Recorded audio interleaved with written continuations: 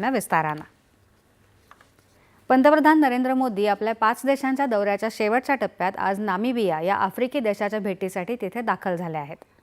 पंतप्रधान मोदी यांची ही पहिलीच नामिबिया भेट असून तब्बल 27 वर्षांनी भारताचे पंतप्रधान नामिबियाला भेट देत आहेत। पंतप्रधानांचं नामिबियाच्या पारंपरिक पद्धतीनं आज स्वागत करण्यात आलं।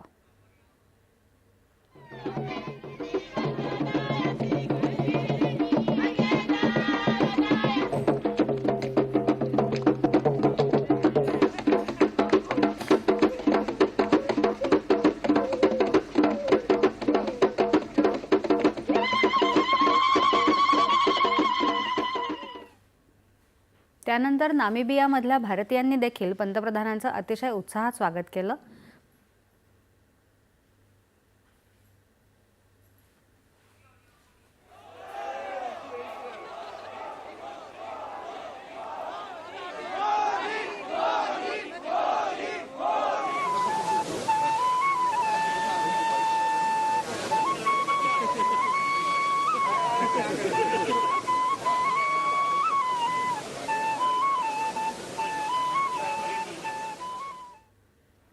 पंतप्रधानांनीही त्यांच्याशी आपुलकीनं संवाद साधला।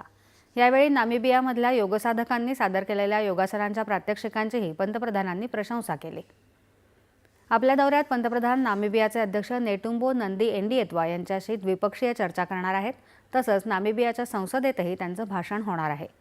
नामिबियाच्या सर्वोच्च नागरी पुरस्कारानं पंतप्रधानांना सन्मानितही केलं जाणार आहे। आगामी भारत आफ्रिका शिखर परिषद आणि ग्लोबल साऊथला भारतानं दिलेलं प्राधान्य या दृष्टीनं पंतप्रधानांचा हा दौरा महत्त्वाचा ठरत आहे।